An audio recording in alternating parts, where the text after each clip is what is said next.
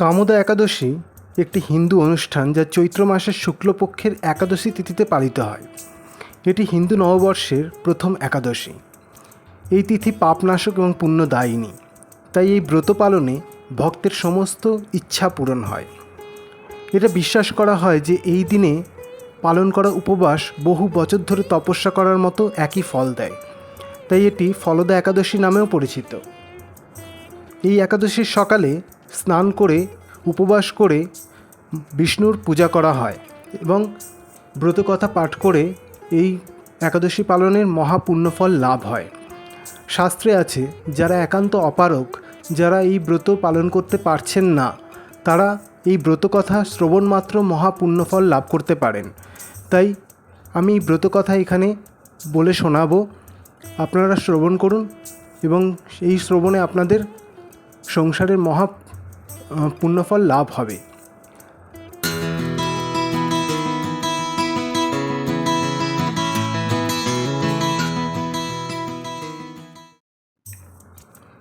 চৈত্র মাসের শুক্লপক্ষের কামোদা একাদশী ব্রত মাহাত্ম্য বরাহ পুরাণে বর্ণিত আছে।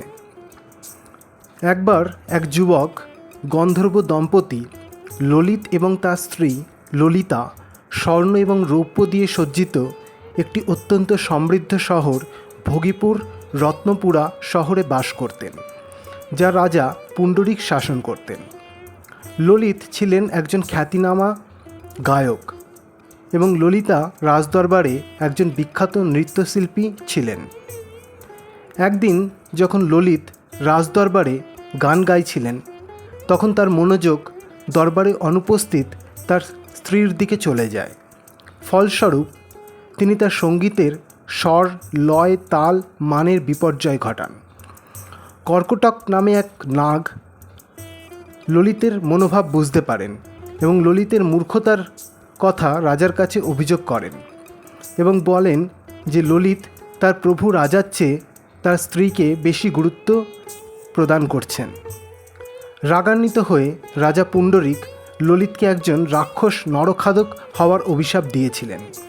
ফলে তার হাত 10 যোজন বিস্তৃত, মুখ পর্বত গুহাতুল্য, চোখ দুটি প্রজ্বলিত আগুনের মতো, ঊর্ধ্বে 8 যোজন বিস্তৃত প্রকাণ্ড এক শরীর সে লাভ করেন। ললিতের এরকম ভয়ঙ্কর রাক্ষস শরীর দেখে ললিতা মহা দুঃখে চিন্তায় ব্যাকুল হলেন।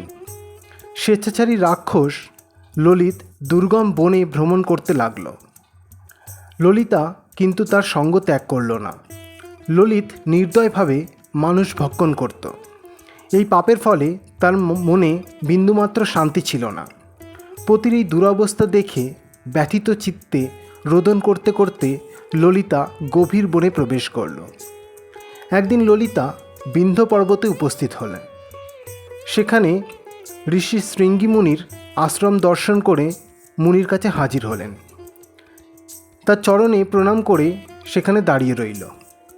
মুনিবর জিজ্ঞাসা করলেন, হে সুন্দরী, তুমি কে, কার কন্যা, কী কারণেই বা এই গভীর বনে এসেছ, তা সত্য করে বলো। তদুত্তরে ললিতা বলল, হে প্রভু, আমি বীরধন্যা গন্ধর্বের কন্যা। আমার নাম ললিতা। আমার পতির পিশাচত্ব দূর হয় এমন কোনো উপায় জানবার জন্য এখানে এসেছি। তখন ঋষি বললেন, চৈত্র মাসের শুক্লপক্ষের কামোদা নামে যে একাদশী আছে, তুমি সেই ব্রত যথাবিধি পালন করো। এই ব্রতের পুণ্যফল তোমার স্বামীকে অর্পণ করলে তৎক্ষণাৎ তার সমস্ত পাপ বিনষ্ট হবে। মুনির কথা শুনে ললিতা আনন্দ সহকারে কামোদা একাদশী পালন করল। তারপর ব্রাহ্মণ ও বাসুদেবের সামনে পতির উদ্ধারের জন্য বললেন, আমি যে কামোদা একাদশীর ব্রত পালন করেছি তার সমস্ত ফল আমার পতির উদ্দেশ্যে অর্পণ করলাম। এই পুণ্যের প্রভাবে তার পিশাচত্ব দূর হোক। এই কথা উচ্চারণ মাত্রই কৃষ্ণের আশীর্বাদে ললিত তার আসল গন্ধর্বরূপ ফিরে পান।